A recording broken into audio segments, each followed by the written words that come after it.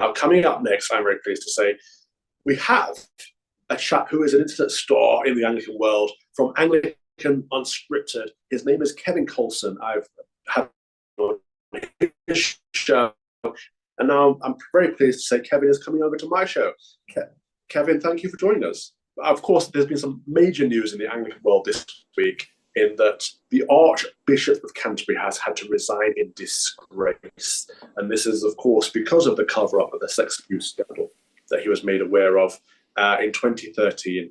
But this is just one of many. And people within the Church of England know that he has been made aware of many such situations. He's not the only one. The Bishop of London has been made aware of sex abuse scandals that have also been covered up. And in fact, she has personally been responsible for the suicide of a priest. There's lots and lots to come out about this that will come out in a few days and weeks. He won't be the only one to resign, I don't think. But I thought, who else better to discuss this topic than Kevin? Kevin, how are you? Really good. Thank you for inviting me to this show, Calvin. How are you doing? I can't complain. Well, I could, but I won't. No one will listen. But I want to start off with this tweet here by Samantha Smith. So Samantha Smith, for people that don't know, Samantha Smith is a survivor of child sex abuse. And so she put this tweet out saying, "Make no mistake, Justin Welby's resignation was not a noble act of accountability. It was the bare minimum. Welby may not have abused those boys himself, but his callous neglect makes him as culpable as the men who did." Now, that's severe words, but it's not coming from someone who's just pointing a finger. This is coming from a Christian who has been abused herself. So I think it's an important perspective to take on board. Kevin, what's your take on this whole situation? Well, my take is once the report was issued, and we talked about it on our last show, we were immediately contacted by people who helped write the report that the statement Justin Welby gave to the report was fabricated or a lie. He lied about stuff that was in the report. And I'm like, if that actually becomes known in public, he may have to step down. And then my sources at Lambeth told me a couple days ago that he's not going to be able to withstand this. Absolutely outrageous what's going on. Now, this particular abuser, Smith, is well known, but there are many child abusers in the church, and this has been known for a long time. But the problem is how the church works with this situation. The problem is the cover-ups, the protecting of the image, the wanting to appear good to the outside world, while instead of doing good, which is ridding the church of these evil or perpetrators of evil. What do you think going forward the church could do to have better safeguarding policies so that this kind of situation doesn't come about again? Well, we need to go back to the basics. The basics in Titus tell us that a bishop must have be above reproach, and that we have to look at bishops who are willing to not have people loyal to him, but willing to have people who hold him accountable. And we have to have that the clergy ranks as well. Right now, within the Church of England, in many provinces within the Anglican communion, there's no accountability. If I screw up or if I don't hold to my consecration vows, so what, And we saw that as the early destruction of the Episcopal Church in the 1960s and 70s. Nobody was holding anybody accountable. So safeguarding is just wordplay. If they're not going to hold anybody accountable and nobody gets fired, I can create all the safeguarding commissions I want, put all the rules I want, all the canons I want on paper, but there's nobody there to enforce it.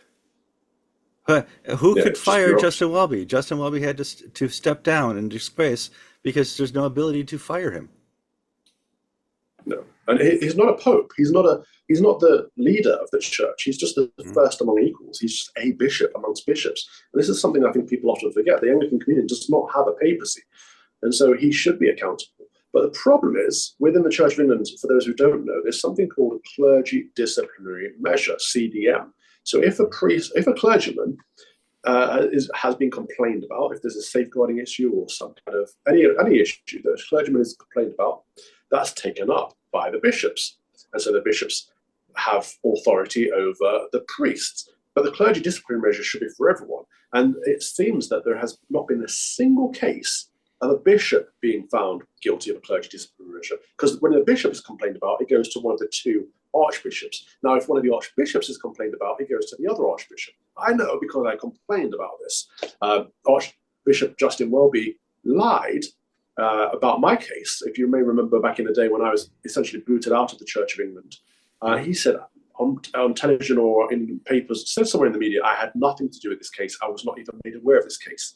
Now, I did a freedom of information request, a subject access request. I got all the information from Lambeth Palace. Every time my name was mentioned, it was mentioned in a thread with Justin Welby. And he was asking about this case.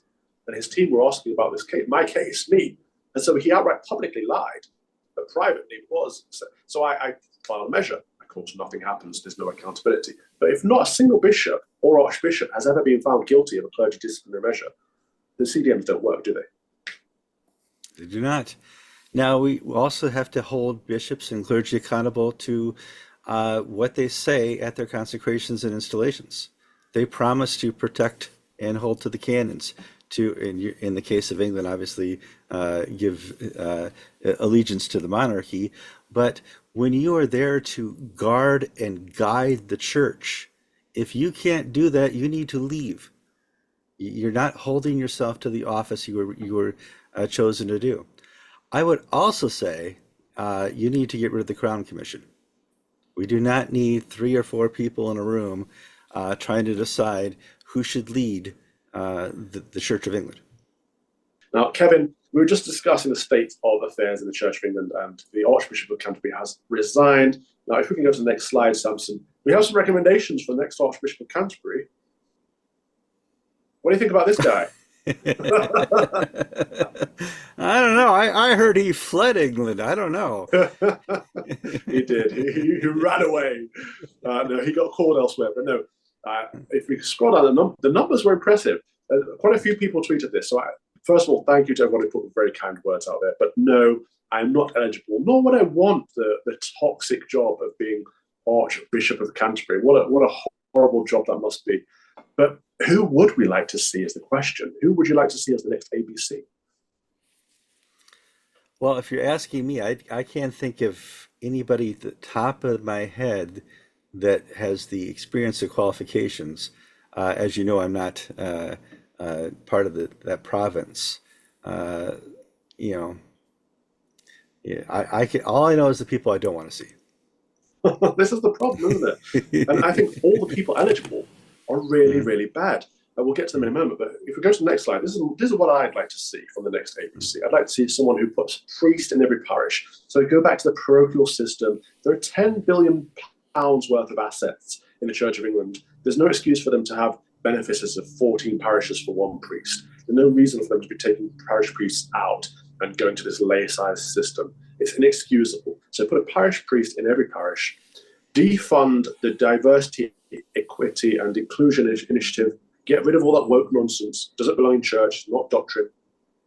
Restore every cancelled statue and monument that was tore down during the sent to George Floyd era. Remove every gay flag from the church. There should be no trans pride flags in any single church or outside. Get rid of all the lady vicars, give them a severance package. Sack every single practicing openly homosexual priest and bishop. And one you probably wouldn't like, Kevin, but reunite with Rome, find a way to find unity without amalgamation, and then resign. Be done with the job. What do you think? Okay, well, sadly, the amount of time it would take to do all that, you would be a very old Archbishop of Canterbury. Thank you for watching my Common Sense Crusade. If you'd like to watch the whole show, you can subscribe to lotuseaters.com for as little as £5 per month, and then you get access to a bank of content as well. My show is 3 p.m. every Thursday. See you there. Deus Vult.